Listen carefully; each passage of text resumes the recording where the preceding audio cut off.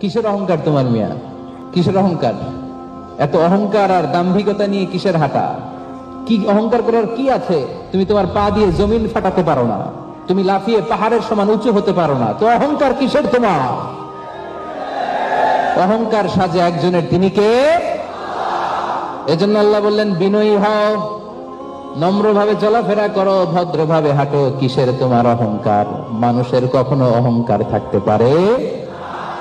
সামান্য তুচ্ছ পানি থেকে আমাদের সৃষ্টি, ওই তুচ্ছ পানির সৃষ্টি মানুষ দুনিয়াতে আসার পরে দুর্বল, গায়ে কোনো জামা ছিল না, কাপড় ছিল না, গায়ে শক্তি ছিল না। ছিল?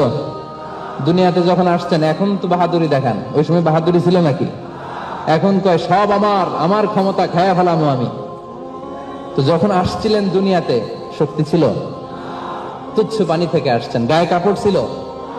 হ্যাঁ, অল আর নেকেড, উলঙ্গ। আবার যখন চলে যাব,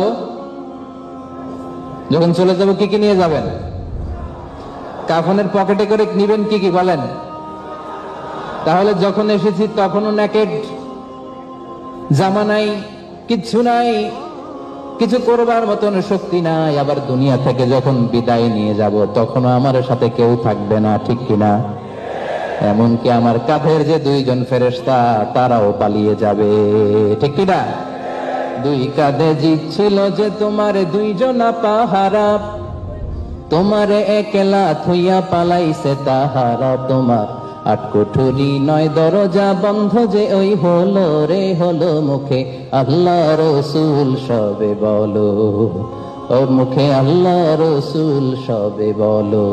দুয়ারে আইসাছে পালকি নায়রে যাও তো হলো রে তোলো, মুখে আল্লাহ রসুল সবে বলো, ঠিক কিনা? আসলাম একা, চলে যেতে হবে একা। তুচ্ছ এক ফোঁটা পানি থেকে আল্লাহ আমাদেরকে বানালেন, এজন্য মানুষের হৃদয়ে অহংকার শোভা পায় না। অহংকার একজনের চাদর, তিনি কে? তাহলে যখন হাঁটবেন খুব অহংকার করে হাঁটবেন, তাই না? কিভাবে হাঁটবেন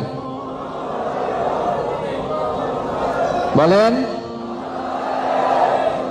নম্রভাবে, ভদ্রভাবে।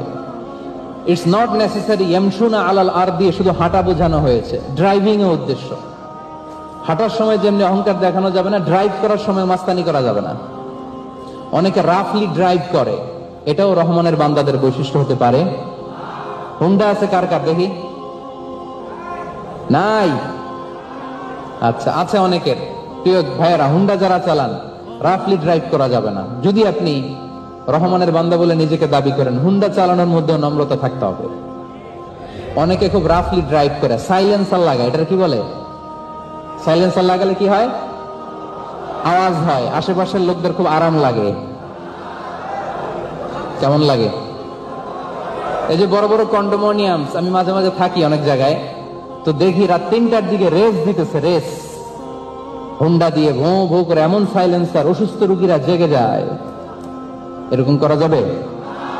গায়ের এই যে শক্তিটা আজ থেকে 30 বছর পরে আর থাকবে? হ্যাঁ, থাকবে না।